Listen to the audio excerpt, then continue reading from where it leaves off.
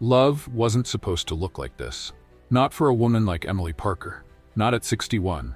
Not after decades of boardrooms, silence, and dinners with only the city skyline for company. And certainly not with a man 35 years younger. A man who once stood nervously at her office door, holding a folder he was too shy to explain. But here they were. No press release could explain it. No memo could contain it. No hotel camera could undo what it revealed. Because what that camera captured wasn't a scandal. It was the moment they stopped hiding, and everything changed. Daniel Archer no longer carried the weight of being too young or too bold. He carried her hand instead, without shame, without fear. And Emily? She no longer led with distance or caution. She laughed openly, spoke gently, loved fully. They lost titles, invitations. Some called it reckless, but what they gained, peace, warmth, a life that finally felt like theirs. Not borrowed, not hidden. No one expected this ending, and neither did they. But now, they wouldn't rewrite it. Not for all the careers in the world. Before anyone whispered, before the footage, before the world had something to say, there was just a job. Daniel Archer was 26, bright, polite, and unremarkable to most. He had a clean resume and a quiet voice. He didn't stand out. Not yet. He started as an intern in a firm that didn't really use interns. A tech pilot, a mentorship experiment. No one paid much attention, except her. Emily Parker, CEO of Westbridge Holdings, noticed everything. That was her gift. Details, gaps, people others dismissed. He stayed late. Not to impress, but because the code made more sense than the world outside. And maybe because he didn't want to go home. She saw that too. One evening, long after most had left, he stood alone by the printer, frowning at a line of broken logic on his tablet. She paused, watching. "You're here late," she said, breaking the quiet. He looked up, startled. "So are you." A small smile flickered across her face. It didn't stay long.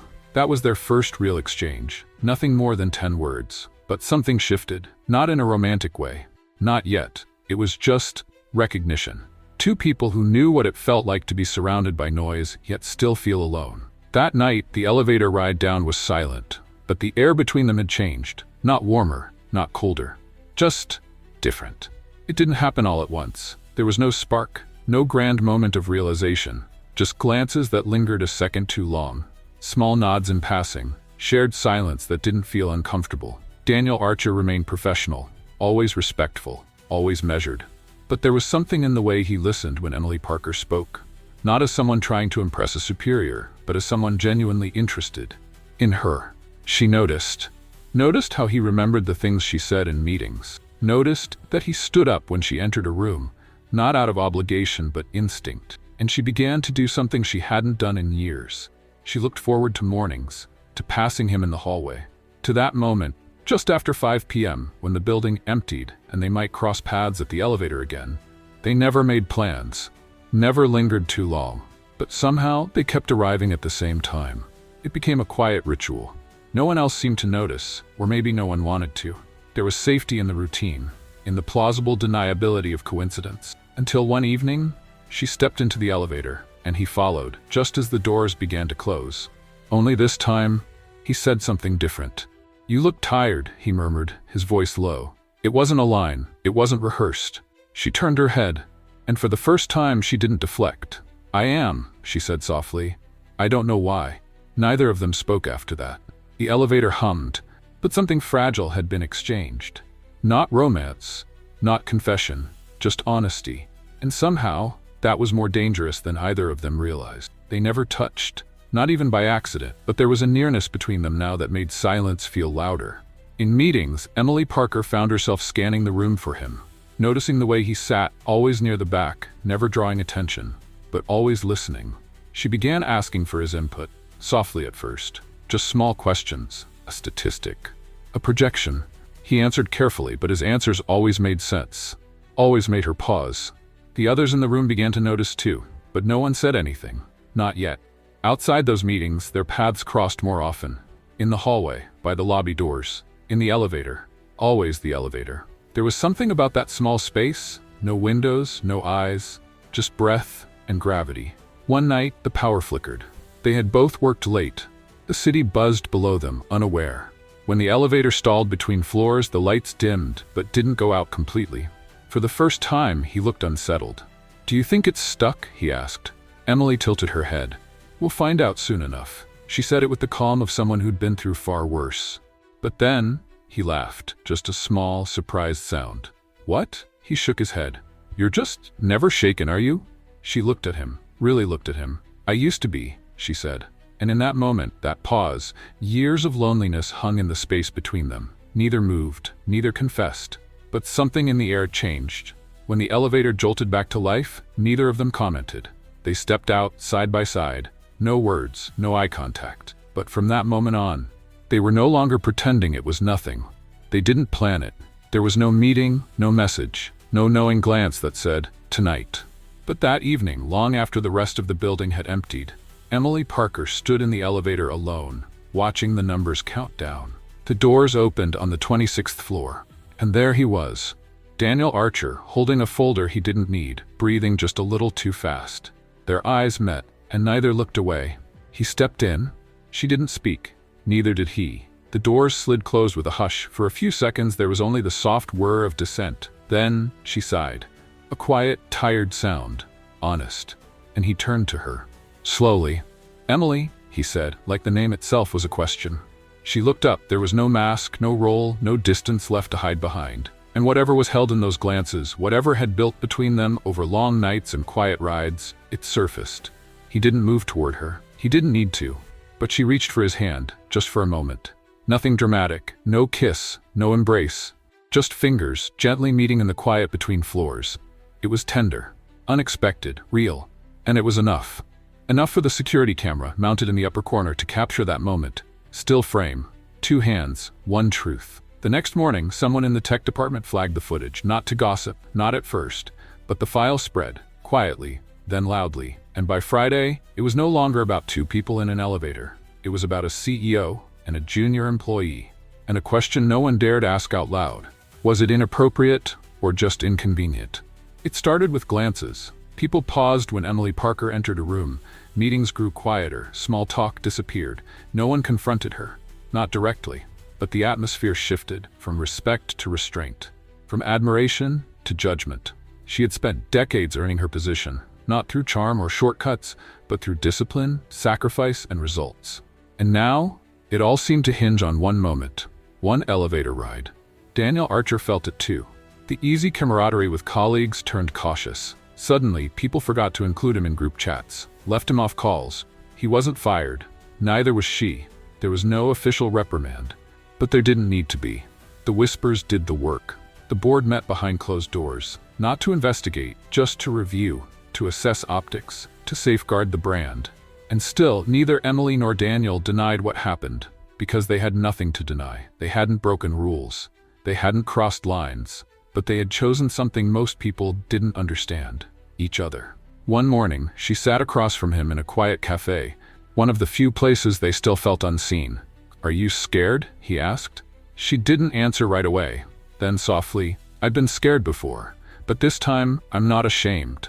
He reached for her hand again, not to repeat the moment, but to remind her and himself that it had been real. Still was. The next day, Emily Parker submitted a letter to the board. She wasn't resigning, not yet, but she was stepping aside.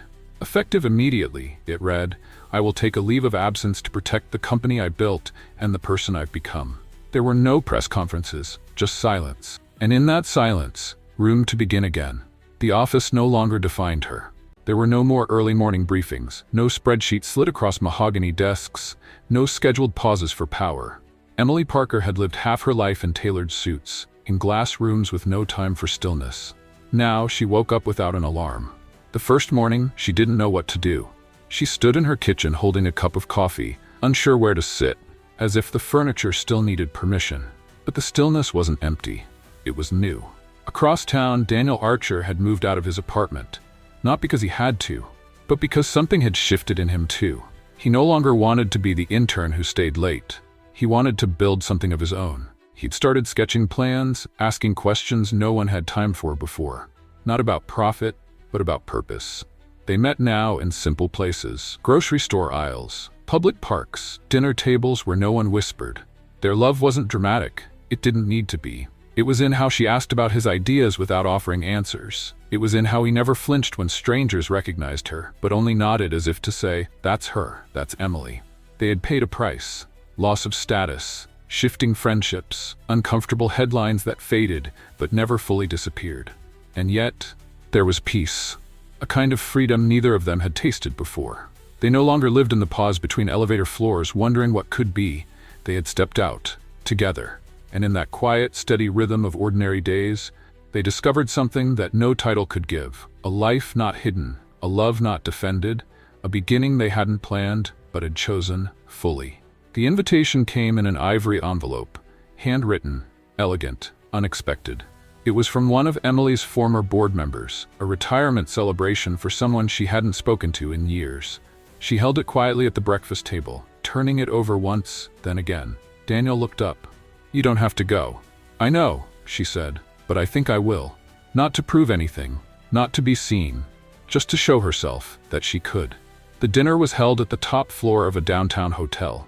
Same city, different building, but the elevators still whispered. When they arrived, there were stares. Of course there were. Some people smiled tightly, others avoided their eyes altogether. But Emily held Daniel's hand, gently but without hesitation. And for the first time in a long time, she didn't feel like she was walking into a room she needed to control. She was simply arriving. An old colleague approached, gray hair, polished voice. "You look well, Emily, and you brought..." "Daniel," she said with ease, "my partner." A pause. Then, a quiet nod. Not approval, not dismissal, just acknowledgement. It was enough. The night moved gently. Conversations floated around them like soft music. And when the dessert was served, Emily leaned close and whispered, "I'm glad I came." Daniel smiled. "So am I." They didn't stay long. They didn't need to. As the elevator doors closed behind them, they both exhaled, not from tension but from release. The past no longer held them. It simply stood behind them, quiet. It arrived on a Thursday, no name, no return address, just a plain white envelope, slightly smudged at the corners. Emily Parker almost tossed it aside. Most unmarked mail ended up in the bin. But something, a flicker of instinct maybe, made her pause. She opened it slowly. Inside was a single sheet of paper, typed, brief. "I saw the news. I suppose you've made your choice. I just hope it's one you'll still recognize when the applause fades." No signature, no date, just that. It wasn't cruel, but it carried weight. Daniel found her by the window that evening, the letter still on the counter. "Everything okay?" he asked. She nodded once, then shook her head. "It's from my sister," she said quietly. "I'm sure of it." He didn't press. She hadn't spoken of her sister in years. A rift formed long before Daniel entered her life, a difference in values, in paths, in expectations. They used to be close. Two girls raised in a house where silence was safer than truth. But somewhere along the way, success became a wall instead of a bridge. Emily never fully understood how it happened, only that it did. And now, this note. Not to reconnect, not to reconcile, just to remind her that some voices still watched from behind closed doors. Later that night, she folded the letter and tucked it into an old journal, not as a keepsake, but as a marker. Because even in this new life, ghosts had a way of knocking. She turned to Daniel, resting beside her. "Do you ever wonder," she whispered, "if choosing happiness means leaving something behind that can't follow?" He didn't answer right away. Then, "Sometimes. But I think the right kind of happiness doesn't ask you to forget, just to keep walking." She nodded, and for the first time in years, she let herself mourn something. Not loudly, but with quiet permission. The email was polite, respectful, almost hesitant. A professor from the local university had reached out, asking if Emily Parker would consider speaking at a leadership forum for graduating women in business. She read the message twice. Then again. "I haven't stood in front of a room like that in years," she told Daniel that evening. "You don't have to," he replied gently. "But maybe they still need to hear your voice." She agreed, not out of nostalgia, but because part of her wanted to know if the version of herself that once held a room still lived somewhere inside. The lecture hall was modest, newer than the buildings she remembered. The chairs weren't leather, the podium wasn't polished wood, but the faces looking back at her, they reminded her of herself. Sharp eyes, tense shoulders, questions hiding behind practiced expressions. Emily took the stage slowly, not to perform, just to be. She didn't talk about profits or boards or mergers. She talked about listening, about how the strongest decisions she ever made were the ones no one saw, the ones that cost her everything, and gave her back herself. A student raised her hand. "You were at the top," she said. "And then you left. Weren't you afraid?" Emily smiled softly. "I was," she said. "But staying out of fear is how you lose yourself slowly. Sometimes stepping away is the only way to keep something alive." Another student asked, "Do you regret any of it?" Emily thought for a long moment. "I regret the years I spent asking for permission to be fully human," she said. "But not the moment I stopped." There was silence after that, but not the heavy kind. It was the kind that follows truth. When the session ended, several students stayed behind. One handed her a note. Another simply said, "Thank you for being whole." As Emily walked back to the parking lot, Daniel was waiting, leaning against the car. "How was it?" he asked. She didn't answer with words, just leaned in, rested her head lightly on his shoulder, and let out a long, contented breath. In that moment, she knew. She hadn't stepped away from her legacy. She'd simply chosen a quieter one. He never said what he was building. Not in words, anyway. Every couple of days, Daniel Archer would leave in the late morning, carrying a thermos and a folded notepad. He always kissed her on the cheek. Always said, "Back before dinner." And Emily didn't ask, because some things, she'd learned, were more beautiful when given room to become. One Saturday afternoon, months after the university talk, he came to her with keys. "Come with me," he said. The drive wasn't far, just past the edge of town. Where the traffic softened and the air smelled of pine and old fences, they pulled into a gravel clearing near an old stone wall. Beyond it, a field, nothing grand, but tended, loved. A wooden gate opened onto a path that wound gently through tall grasses and clusters of budding trees. Lavender, wild sage, a bench tucked beneath a willow. At the far end, a small brass plaque sat anchored into the earth. Clean, quiet, barely noticeable. She stepped closer. It read, "For those who chose truth over titles, and love over legacy, in memory of what we almost lose when we forget who we are." Emily stood still. No words came, only warmth. "This land came up for sale," Daniel said quietly. "I didn't want it for a building. I wanted it for breathing, for remembering."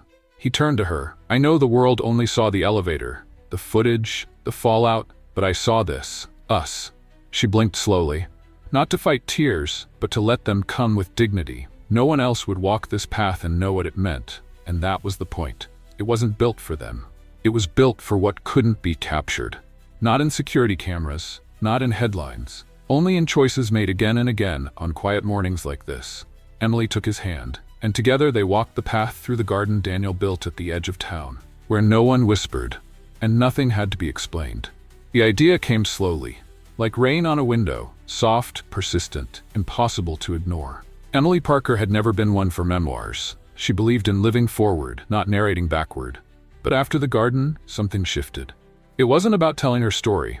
It was about telling the parts of herself that never had a place before. One morning, she sat at the dining table. No laptop, no phone, just a leather-bound journal and a pen that had weight to it. She began not with a title, but with a line she had carried for years. "Success gave me power, but love taught me peace." She didn't know who she was writing for. Not a publisher, not an audience, maybe not even for Daniel, but for the version of herself who once stood alone in elevators, in meetings, in her own skin, unsure if there was life beyond leadership. The entries came in waves, some short, just a line or two. "I used to think boundaries made me strong, now I think softness does." Others were longer, memories of her sister, of a promotion that felt more like exile, of the moment she realized no one would save her from loneliness but herself. She didn't write every day. Some weeks the journal sat untouched, but always she returned to it. And Daniel never asked to read it. He'd glance at the pages when they lay open beside her coffee cup, but never reached for them. Until one night, years later, she placed the journal gently in his hands. "I want you to have this," she said. He didn't open it right away, just held it the way someone holds something sacred. "What do you want me to do with it?" he asked. "Nothing," she said. "Unless, one day someone asks you how I lived." A long pause. Then she added, "This is the part no one ever saw." He nodded, because he understood something most people didn't. That the truest things Emily Parker ever did were done when no one was watching. In the end, no one remembered the headline. Not the footage, not the speculation. What lingered was the garden at the edge of town. The hands that met in silence. The pages no one was meant to read until someone needed them most. Emily Parker didn't rewrite the rules. She simply lived beyond them. Not loudly, not to prove anything, but to remember that legacy isn't always measured in titles. Sometimes it's in what we choose to love after the world has stopped watching. If this story touched your heart, we'd love to hear from you. Share in the comments. What moment in Emily Parker's journey moved you the most? And if you were listening closely, you might notice how often Emily Parker's name came up. Drop your answer in the comments. We may feature your name in a shout-out as a thank you for being part of our Fiction Echoes family. If you enjoy meaningful stories like this one, the next chapter is already waiting. Just click the video that's about to appear, and we'll see you there. Don't forget to like, subscribe, and tap the bell so you never miss a moment of what happens next.